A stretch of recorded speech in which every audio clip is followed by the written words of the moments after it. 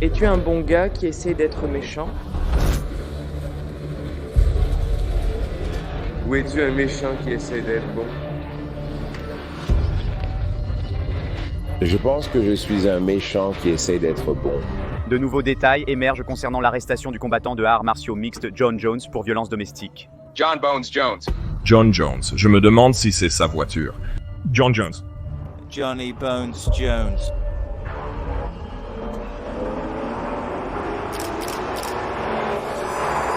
John Jones est un homme pris entre deux mondes. Tu sais que je le ferais absolument tuer. Vous avez jamais fait quelque chose comme ça? Tu ne pourrais jamais me tuer. Oh, je parie que je pourrais. Une façade de positivité cachant un homme tourmenté par ses démons les plus noirs. Un caméléon de la cage, comme Jones s'adapte en combat. Il en fait de même en dehors de celle-ci. Démontons ensemble la méchanceté. Et enquêtons sur les nombreux visages de John Jones. Nous commençons d'abord à la surface de la psyché, le côté de Jones que la plupart voient. Un homme craignant Dieu qui fait tout dans sa vie pour sa famille et ses amis, un chemin que tous les champions devraient suivre. John semblait être un modèle à admirer au premier abord. Le champion des poids mi-lourds de l'UFC, John Bones Jones, confrontant un groupe de gars portant des capuches et exigeant qu'ils lui remettent leur bombe de peinture. Ce n'est pas la bonne voie. Mec, donne-moi la bombe de peinture. Je ne fais rien. Donne-moi la bombe de peinture. Sois prudent. Ma motivation est de devenir le meilleur homme que je puisse être, soit le reflet de l'amour de Dieu et de son pardon. Et finalement, avoir des fans du monde entier pour voir le Christ qui est en moi. Les actes de John durant son ascension vers l'or et la gloire de l'UFC n'étaient qu'un masque, utilisé pour dissimuler ou minimiser ses futures transgressions. Mais c'était inconnu à l'époque. Jones essaierait longtemps de le faire. Mais pour être un grand combattant, il fallait puiser temporairement dans le côté pécheur lorsque les lumières brillaient. As-tu déjà eu peur de quelqu'un? Oui, qui? Il y a eu des moments où j'ai quitté le vestiaire en sachant que j'étais un agneau. Oui, allant à l'abattoir, je ne pensais pas que j'allais être John Jones la nuit où je l'ai combattu. Vous voulez parler de qui est l'homme le plus méchant de la planète? Si John Jones et Tyson Fury sont enfermés dans une pièce, c'est fini. Je mise tous mes jetons sur le noir. Pour certains combattants de l'UFC, libérer leur mentalité primitive requiert une motivation particulière. Que ce soit pour se battre pour leurs proches, l'argent, la célébrité ou la gloire, en surface pour John Jones, c'est simplement l'art de la guerre qui active son alter ego troublant. C'est dans cette cage que Bones forge son destin en utilisant toutes les armes à sa disposition. Pour moi, John Jones qui l'emporte sur John Jones est plus important que de prendre la ceinture. C'est le combattant le plus sale de tous les temps. Il fait les choses les plus sales. C'est de la saleté et le gars est tellement intelligent. Jones a certaines des meilleures défenses. Il se tient devant vous, telle une force immuable et imposante, vous savez. Il restera simplement devant vous, sans reculer ni rien. Je viens de le voir partir, mec, ce gars est... Les combats de Bones, ses moments forts et son record invaincu étaient déjà suffisants pour briser la volonté de la plupart, mais mener une guerre mentale, froide et calculée, était suffisant pour marquer même les plus résolus psychologiquement. C'était dans ces moments, lors des journées médias de la semaine de combat, que le masque de Jones glissait, même si ce n'était que pour une brève seconde. Ses paroles effrayantes, prononcées en tant que méchant, étaient suffisantes pour garantir presque certainement la victoire. Tu ne vas pas me suivre, je suis plus jeune et ma technique est meilleure. Je prends le sport bien plus au sérieux. Je ne fais que commencer. Toi, tu es à la fin. Fais ce que tu dois faire, Rampage. Tu te prépares à l'échec. Tu l'as dit toi-même, j'ai toujours une excuse pour mes défaites. Tu ne peux rien faire pour m'arrêter, Daniel Cormier. Quand je t'aurai mis à terre, ton visage s'ouvrira. Tu perdras ce combat, Daniel Cormier. Je veux que tu y crois. Chaque once d'entraînement pour ce combat aura été un gaspillage de ta vie. Un orchestrateur de violence, c'est cet alter ego qui a accordé tant de succès à d'innombrables victoires et défenses de titres. Mais derrière chaque victoire se cachait un homme qui s'effondrait, se raccrochant à des vices toxiques qui rongeaient son esprit et son corps. Un système de sécurité construit pour le cerveau et un moyen de sauver les démons du plus grand guerrier du art martiaux mixte. L'alcool et les drogues, même pendant les camps d'entraînement, étaient une arme secrète qui amplifiait l'alter ego de Jones. Avant chaque combat, je me saoulais jusqu'à perdre connaissance une semaine avant. Je voyais cet homme une semaine avant son combat, lui au bar, devenant fou. Ma logique était que si ce gars arrivait à me battre d'une manière ou d'une autre, je pourrais me regarder dans le miroir et dire « J'ai perdu parce que je me suis saoulé la semaine avant le combat. » Week-end consécutif, la cocaïne 1 ton cul le suivant. C'était donc un filet de sécurité intégré? C'est un filet de sécurité, exactement. Jusqu'à ce point, les mauvaises décisions de Jones n'avaient mis que lui-même dans la ligne de mire, chaque once de responsabilité sur ses épaules. Mais en devenant le roi, ayant un accès plus grand aux avantages gloutons du style de vie de champion, il deviendrait de plus en plus dépendant de ses béquilles, une maison de cartes condamnée à tomber, car ses outils non orthodoxes utilisés pour canaliser la bête en lui finiraient par affecter ses transactions hors de la cage. Mais j'étais très déçu de toi avec cette histoire d'accident de voiture. Oui, quand tu as fui cet accident de voiture, oui. Des témoins disent que Jones a grillé le feu rouge, percutant une autre voiture, puis s'est enfui après avoir saisi une liasse de billets de son véhicule utilitaire sport. Pour moi, c'était comme si John était dans une mauvaise situation. Je me demande si c'est la voiture du combattant John Jones. As-tu regardé l'autre personne dans l'autre voiture? Non, je n'avais aucune idée que c'était une femme. Je n'avais aucune idée que c'était une femme enceinte. J'étais un peu paniqué et j'étais juste plus contrarié. Tu sais, on ne pouvait pas au moins dire « ils ont dit je suis désolé » ou quelque chose. La situation était merdique. J'étais à un très mauvais moment de ma vie. Libération conditionnelle de 18 mois, son règne de roi a été brutalement interrompu par les hauts dirigeants de l'UFC. À travers une destitution et une suspension subséquente, Jones avait affronté les répercussions de ses actions qui auraient normalement mis fin à la carrière de la plupart des gens, mais il s'est au contraire nourri de cette controverse. Jones a un alter ego, Bones, un homme déchaîné uniquement dans la cage à 8 côtés. Les nombreux visages de l'Américain se fondaient maintenant en un seul. Les frontières morales étaient floues depuis longtemps. La masse pieuse s'est fissurée et effondrée. Quand ces euphories passagères disparaissent et que les filets de sécurité sont retirés, Jones affronte un combat par procès, révélant son visage vulnérable.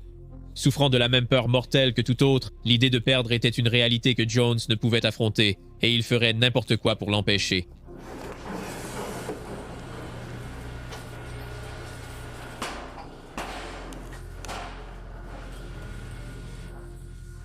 John Jones, le champion intérimaire des poids lourds légers de l'UFC, l'homme qui était censé être en tête d'affiche de l'UFC 200 samedi soir face à son rival de longue date, Daniel Cormier, a soudainement été retiré de la carte. Il a été signalé par l'agence américaine antidopage pour un test de drogue hors compétition. En général, un test positif hors compétition indique la présence d'une substance améliorant les performances plutôt que d'une drogue récréative. Je ne prendrai rien qui pourrait améliorer mon jeu. Je ne tricherai pas. Ce n'est tout simplement pas ce que je suis. Ces insécurités s'étaient manifestées dans un plan néfaste utilisant des drogues pour une fois de plus tempérer ses sentiments. Seulement maintenant, elles n'étaient pas pour un high temporaire, mais pour lui donner un avantage physique à l'intérieur de la cage. Le faire une fois pourrait peut-être laisser un peu de dignité, mais l'homme qui avait toujours été là, le côté viscéral non aduléré, n'a vu d'autre option que de tricher une fois de plus.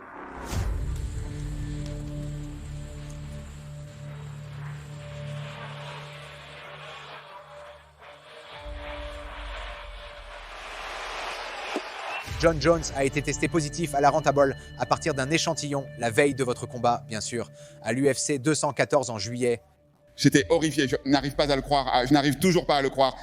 Le gars est super talentueux, il n'a pas besoin de le faire. Vous ne trichez pas avec le sport, les fans, ou moi. Vous avez tous les avantages physiques, monsieur, il ne les a pas. Il n'a même pas besoin de ces stéroïdes, il n'en a pas besoin. Il n'a même pas besoin de cette merde en lui, il est toujours le meilleur là-bas. Tu as 30 ans, tu mesures 6 pieds 4, tu as une allonge de 215 points, 9 cm. Je pense qu'il était clean contre toi. Non, pas du tout. Non. Oh mon Dieu! Tu pourrais dire. J'avais plus de jus que Tropicana, et il me poussait comme un camion Mack. Je me rappelle avoir pensé que je connais ton secret. C'est ces choses que tu sais, ces choses qui se sont passées ont vraiment nui à ma carrière. Les fidèles combattants ont maintenant perdu tout respect. Mais Jones purgerait sa peine en dehors du sport et recommencerait son cycle destructeur une fois de plus. Le masque n'étant plus nécessaire, Bones pouvait désormais pleinement embrasser le méchant qu'il devait incarner. Tu dis la même merde à chaque interview? Ce n'est pas le cas, Jones. Je suis en meilleure forme de ma vie. Tu as dit la même merde avant d'être mis KO devant tout ton pays? Ferme ta putain de gueule. Coupe de Jones. Oh, grosse merde. La zone a repris le trône. Frère, je t'ai eu en juillet, si c'est ce que ça va être. J'ai n'importe qui, frère. Tu sais bien que je ne m'inquiète de rien, tu le sais. Individuellement, aucune de ces compétences ne pose problème si on les retire une à une. C'est quand tu les mets ensemble et qu'ils les intègrent dans le package complet que c'est le problème. Tu n'es qu'un pion dans ce jeu. J'en parle depuis longtemps. Comme DC, comme tous, mec. Tu n'es qu'un pion dans ce jeu, juste une pièce du puzzle. Pièce du puzzle? J'essaie d'être grand, mais tu n'es qu'une partie de cela. S'il y avait une constante dans une carrière aussi turbulente que la sienne, c'est que la capacité de combat n'a jamais décliné, n'a jamais vacillé. Jones a poursuivi son chemin sans se soucier de l'opinion des fans, semblant plus imposant que jamais. Mais en tant qu'homme qui recherchait une stimulation constante, que ce soit des frissons intenses ou des défis insurmontables, la liste interminable de prétendants légers, lourds, médiocres ne suffirait finalement pas pour Bones. John Jones a annoncé hier qu'il renonçait au titre de poids lourd-léger. Est-ce officiel? C'est officiel, oui. Je sais que John veut prendre du temps maintenant et faire les choses qu'il veut faire. Et je pense qu'il s'amuse, tu sais, à vivre un peu sa vie. Quand toute cette histoire de poids lourd se déroulera, nous verrons ce qui lui convient. Prendre des vacances sur le trône tout en étant au sommet était caractéristiquement approprié. Il aspirait à de nouveaux défis dans une catégorie de poids supérieure, une décision longtemps évoquée mais jamais concrétisée. Mais pour ce faire, il faudrait du temps et des efforts pour remplir son cadre et une longue période hors de la lumière pour y parvenir. Et c'est là, dans ce limbo de combat, que Jones retomberait dans de vieilles habitudes, et bien pire. Nous avons un possible appel, 55 appels pour violence domestique. Une femme saigne du nez et de la bouche. Le combattant étoile John Bones Jones a été arrêté tôt ce matin à Las Vegas. Je te déteste. Ce gars a beaucoup de démons, mec. Beaucoup de démons. Qu'est-ce que j'ai fait? Qu'est-ce que j'ai fait? Nous voilà, encore une fois. Je dirais que l'idée que John a laissé cette partie de sa vie derrière lui, je pense que c'était très imprudent. Je ne pense pas qu'il l'ait laissé du tout. Les délits de fuite, la consommation de drogue et les scandales de stéroïdes des années passées étaient une chose, mais un acte aussi méprisable était tout simplement irréparable. Jones avait depuis longtemps dépassé les limites, confirmant que Bones n'était pas qu'un alter ego, mais sa véritable identité dissimulée. Un acte qui, dans un autre sport, signifierait un exil total. Mais les arts martiaux mixtes ont toujours été un sport offrant de multiples chances de se racheter. La réputation de Jones et sa décision tactique de remettre le masque de respect de Dieu influenceraient l'opinion de certains, mais pas de tous. Malgré la grandeur de Jones en combat et son invincibilité, il avait oublié le sentiment de peur. Les années au sommet avaient fait flétrir la motivation autrefois florissante. La victoire était une simple formalité, même lors de son passage en poids lourd pour chercher de meilleures opportunités. Il est temps pour le combat de titre UFC. À chaque fois, ça ne change jamais. Seidel reste stoïque comme d'habitude alors qu'il essaie d'être le premier homme à battre John Jones dans un contexte d'arts martiaux mixtes. Coup de main gauche par-dessus pour Jones. John à l'embrayage. Et il l'a terminé immédiatement.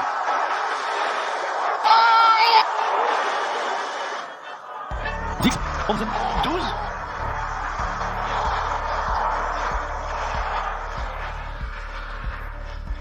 Moins roi de deux poids, les détracteurs ne pouvaient se dire grand-chose d'autre. Le méchant avait prévalu quand cela comptait vraiment. Mais à la suite de cette victoire et de la blessure subséquente, un autre challenger se retrouvait roi par intérim, tenant le trône en l'absence de Jones. Le jeune et prometteur Tom Aspinall était l'homme à la tête d'une nouvelle génération de combattants de manière sanguinaire. Championnat intérimaire des poids lourds de l'UFC en jeu, ses coups de pied aux jambes rapporteront des dividendes.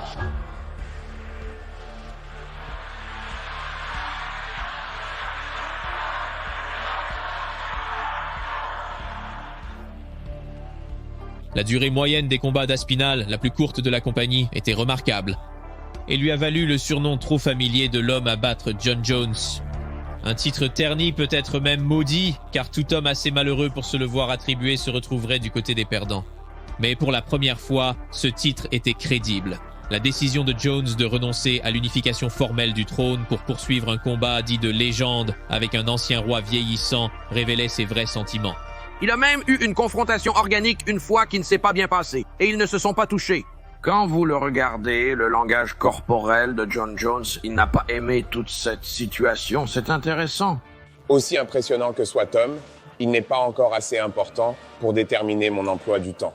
La peur n'a jamais été au cœur du problème de cette saga de combat de Dana. C'était plutôt la décision de Jones de retenir la division des poids lourds alors qu'un champion intérimaire en bonne santé attendait, laissant les fans lésés. Que ce soit par souci de son record invaincu ou non, nous ne le saurons peut-être jamais, mais rien n'est simple avec John Jones, et ce chapitre ne fait pas exception. Car au cœur de tout cela, dans le jeu de combat et au-delà, l'argent dicte tout. Peut-être qu'en montrant de la peur, du dédain et un mépris injustifié, le côté sinistre de Jones préparait un super combat pour les âges. Mais si je suis totalement honnête, j'ai l'impression que Tom a été tellement odieux que je ne veux pas faire affaire avec lui.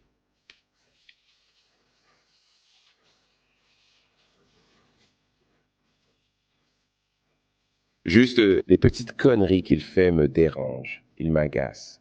Il m'agace. Je pense qu'il fait tout ce qu'il peut pour m'éviter. Il essaie de trouver toutes les astuces possibles. Alex Pereira est le seul combat qui a du sens pour mon héritage en ce moment. Où est-il en train de préparer le combat? Indépendamment des pensées des deux hommes et de la fandom de l'UFC, 309 continuerait comme prévu, même si le récit global concernait l'homme qui ne se battait même pas ce soir-là. Cette longue saga publique a renforcé la construction du combat réel qui finirait exactement comme prévu.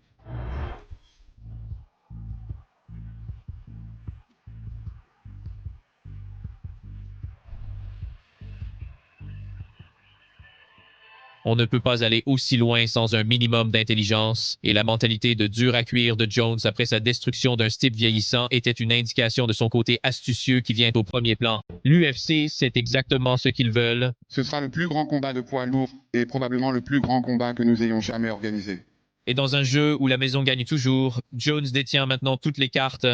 Je pense que l'une des bonnes choses à propos de la négociation est d'être prêt à se retirer d'un accord. Si je lui donne l'opportunité de me combattre, je veux être tellement compensé.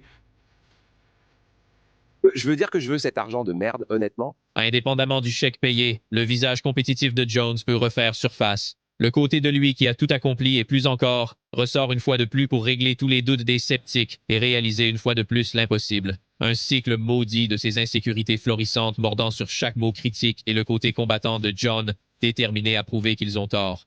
Son chemin est autodestructeur, insoutenable. Derrière lui, un homme aux multiples facettes désormais fondues en une seule. Et bien que les distinctions de carrière prouvent qu'il est une autre trempe, le temps finira peut-être par rattraper un homme physiquement fracturé, mentalement en conflit, avec Tom Aspinall comme porteur du coup final.